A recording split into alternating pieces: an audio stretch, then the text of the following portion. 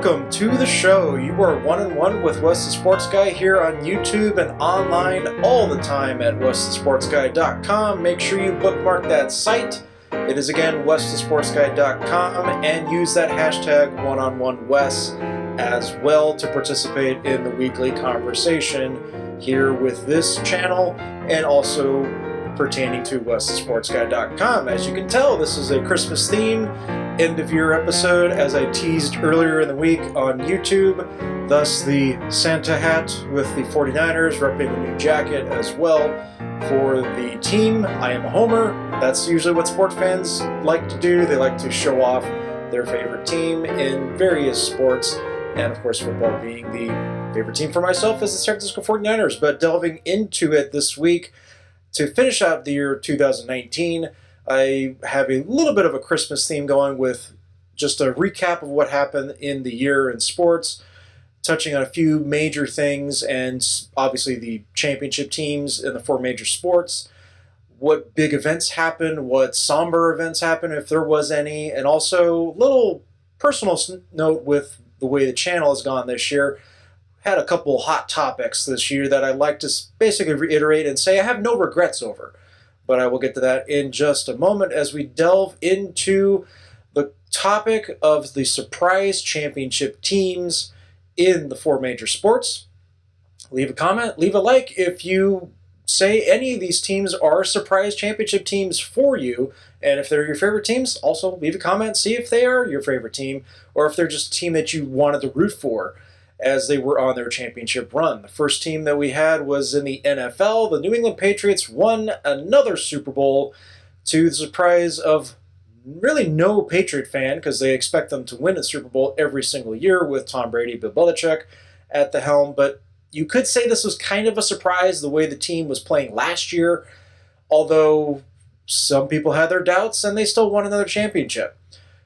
Same thing's kind of happening this year, too. There's some doubts about the New England Patriots and whether or not they can win another Super Bowl, and I'm going to put a halt into doubting them because we've seen this story happen before.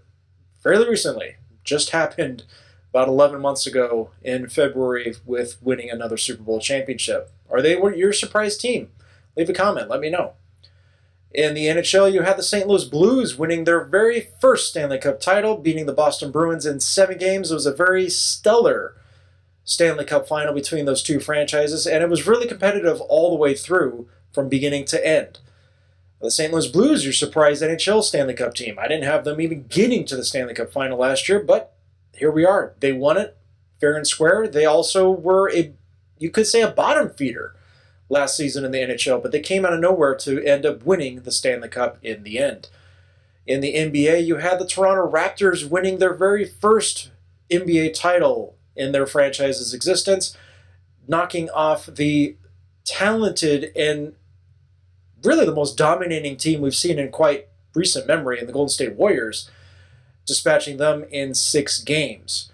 The Toronto Raptors, of course, did that with a lot of help from Kawhi Leonard, but they also had help from Pascal Siakam, Fred VanVleet, Kyle Lowry had some good games as well for them. All around, it was a great effort by the Toronto Raptor franchise, but mainly you could just say it was Kawhi Leonard, but now he's moved on elsewhere. I'll get to him in just a moment with a little tease there in the NBA. And then with Major League Baseball, we had the Washington Nationals winning their first championship in their franchise's existence. Of course, they were the Montreal Expos. They had never been to a World Series. Washington Nationals also never went to a World Series. They finally got to one this year, and they won it all in 7 games in exciting fashion against the Houston Astros. So which one of those 4 teams was your surprise championship team? I'm not going to say New England is considered in the surprise category from my take, but the other 3 certainly are. Did not have the Raptors even winning that series against the Golden State Warriors. Didn't have the St. Louis Blues in the Stanley Cup final at all. I don't even remember if I had the Washington Nationals in the postseason. I think I did. I'm pretty sure I did. But even if I didn't, no way did I expect with them getting into the postseason with Major League Baseball, were they going to be the ones on top winning, especially against a team like the Houston Astros. Did not have that happening. So which one were your surprise teams? Leave a comment below in the description of this video. We had a couple big big moments happening in the off seasons for both Major League Baseball and the NBA when it comes to player movement. You had Manny Machado and Bryce Harper both getting huge contracts in the $300+ million range. Manny Machado signing his contract with the San Diego Padres, and Bryce Harper signing his with the Philadelphia Phillies. Lest we forget, just after those two signings, Mike Trout of the LA Angels also signed his massive extension, becoming the highest paid player in Major League Baseball. That is until, as far as an annual average value of the contract, say that 3 times fast, Garrett Cole this last offseason now currently signing his contract of 9 years, $324 million with the New York Yankees. Yes, I said that a pitcher got $324 million. Unbelievable times. And then with the NBA, you had Anthony Davis getting traded to the Los Angeles Lakers, Paul George getting traded to the Los Angeles Clippers. At the same time, Kawhi Leonard deciding to sign with the Los Angeles Clippers, thus creating a power vacuum in the greater Los Angeles area when it comes to the NBA. And the other big movement of note that happened in the offseason, this last one for the NBA, was Russell Westbrook getting traded to the Houston Rockets in a power play for that franchise, combining with Westbrook and already a former MVP for them in James Harden. And then with a somber moment we had this last year, I want to point out that the Los Angeles Angels, in their first home game back in July during the season since the passing of their starting pitcher Tyler Skaggs on a road trip to Texas to play the Texas Rangers. In their first home game back, they had 2 pitchers. The opener, Taylor Cole, who pitched 2 innings of that start, and Felix Pena, who finished it out. They both combined to throw a no-hitter in their first home game since Skaggs' passing. And then at the end of the game, you had the entire team, which during that game was wearing the jersey of Tyler Skaggs with his number 45. They had all placed their jerseys on the mound in honor and remembrance of their former teammate. Going into the college ranks, did not talk about it very much during the show, but did have to mention it, and I'm going to mention it right now. When you had Virginia winning their very first NCAA basketball title 1 year after the fact, when they were the number 1 seed going into the tournament, they were the first number 1 seed to get ousted by a 16 seed in NCAA tournament history. But then they followed up this last tournament run by winning it all, which is a great story in and of itself. You also had the Clemson football team easily getting their second national football title in 3 years, easily defeating the Alabama Crimson Tide. When you go into this year's college football playoff, it looks like LSU is going to be in a prime position to win, with Joe Burrow as their Heisman Trophy winning quarterback, looking to get another national title brought to LSU. We had a short-lived football season with the Alliance of American Football. Didn't even last 2 full months with its season starting February 9th. They were then debunked and gone on April 2nd of this year. It really had some promising moments. It had some interesting quirks to it along the way, but of course, all that matters with any league is money. And they really were hemorrhaging money from the start. They tried to go about it a little too fast and a little too nonchalant, and it ended up folding very, very quickly in the end. Thus, the Alliance of American Football didn't even last 2 full months. And I teased it earlier with the no regrets that I have going into the year 2020. 2019 had a couple rants that I don't want to say I'm proud of, but I have no regrets and I stand by what I said. First one being that my reaction to Magic Johnson essentially quitting on the Los Angeles Lakers as the executive VP of basketball operations before the end of last season. And he really is, the ego of his is bigger than the greater LA area. It's bigger than the fan bases for the Los Angeles Lakers and him being a minority owner of the Los Angeles Dodgers. I mean, he wants to go and do his own endeavors and do his own thing. That's perfectly fine. He is more than a right to do that. That's perfectly okay. But for him to then now say recently to LA media that it is because of him that the Lakers are having the success that they're having right now is quite comical, to say the least. But that's all you need to know about Magic Johnson, and I stand by what I said about him earlier this year on this show.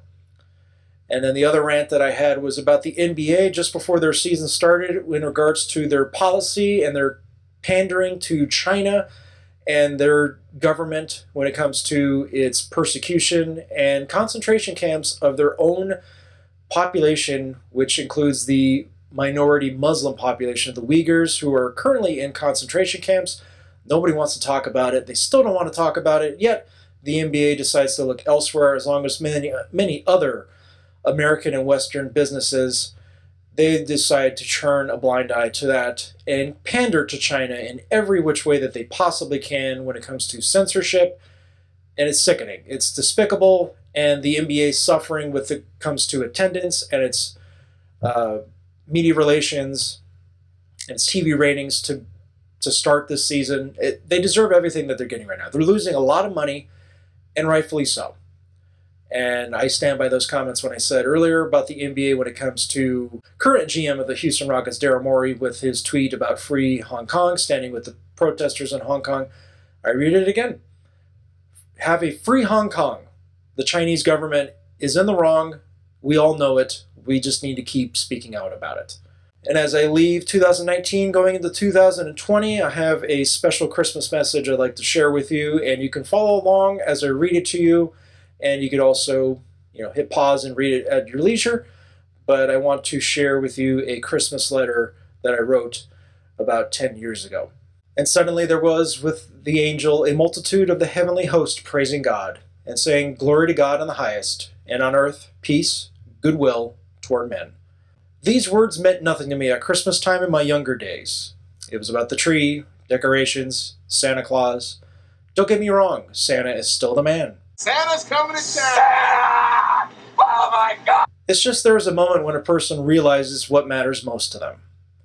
Now, I haven't just come to this conclusion now, but events that have happened in these past few years have changed me for the better. This is mostly an homage to those that I see almost every day of every year, my family. I think of all the good times I've had with you all. A sense of joy and happiness fills me every time I'm with you. There's never a dull moment, no matter the occasion or event. It's hard to imagine that I would have been the way I am now without being around those so close to me. I take pride in saying that no matter what the situation holds for me in my life, I can still count on my family to be there through the good and the bad. With the passing of some these past few years, I've come away with the understanding that we will always be together in this life and the next. We are a truly blessed family. God smiles down on us with our loved ones as they wait for our arrival. We are a family that can never be changed. I'll leave with another quote, just like the first quote. This one I've heard every year.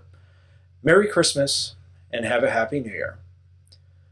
Welcome Christmas, bring your cheer. Cheer to all those far and near. Christmas Day is in our grasp, so long as we have hands to clasp. Christmas Day will always be just as long as we have we.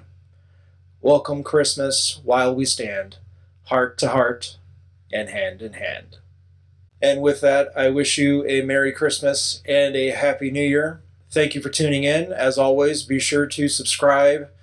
Hit that bell to be notified when new videos are posted. I will return next year, just before the Super Bowl, for the year 2020. Again, Merry Christmas, have a Happy New Year. I will see you next time.